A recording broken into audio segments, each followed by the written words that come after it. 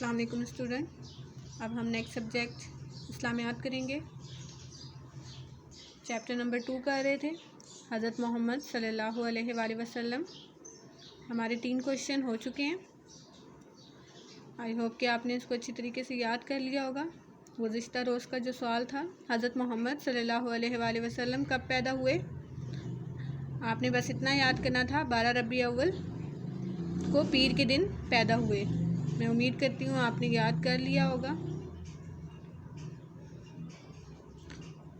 आज हम नेक्स्ट सवाल करेंगे, हज़रत मोहम्मद सल्लल्लाहु अलैहि वसल्लम के वालिद का क्या नाम था। हज़रत मोहम्मद सल्लल्लाहु अलैहि वसल्लम के वालिद का नाम अब्दुल्ला था। ठीक है, जनाब अब्दुल्ला।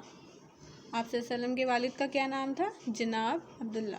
बस आपने इतना याद करना है। आज का ये क्वेश्चन 4 है, आपने इसको अच्छे तरीके से याद करना है। ये आज आपका इस्लामियात का काम है।